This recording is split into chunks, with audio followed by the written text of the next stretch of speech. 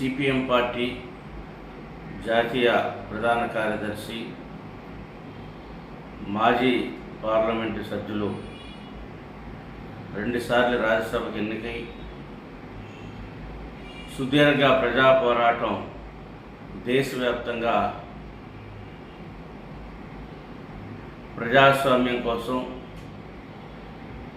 బడుగు బలహీన వర్గాల కోసం, శ్రామిక వర్గం కోసం నిరంతరం పోరాటం చేసినటువంటి యోధుడు, కార్మిక యోధుడు సీతారాం యేచూరి గారు ఈరోజు మధ్యాహ్నం మరి తుది శ్వాస విడిచారని తెలిసింది.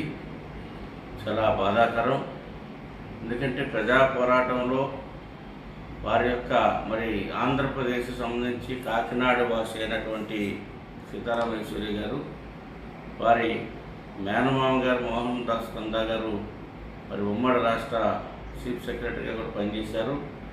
సీతారాం యేచూరి గారు విద్యాభ్యాసం కూడా జేఐటీ ఢిల్లీ ఐఏఎస్ టాపర్గా ఉండి ఉద్యోగాలను పక్కన పెట్టి ఏ ఉద్యోగం కోసం వెళ్ళకుండా ప్రజా పోరాటాల వైపు వచ్చి దేశ రాజకీయాల్లో ఒక ఉన్నతమైనటువంటి స్థితిలో మరి నిజాయితీగా పనిచేసి ప్రజల కోసం ప్రజా పోరాటాలు వర్ధిల్లాలని మరి సిపిఎం జాతీయ ప్రధాన కార్యదర్శిగా పనిచేశారు. వారు ఎన్నో విజయాలు సాధించి ప్రజా పోరాటాల్లో మరి పేద బలహీన వర్గాలకి అండగా నిలిచినటువంటి సీతారాం యేచూరి గారికి నివాళులు అర్పిస్తూ ఉన్నాం.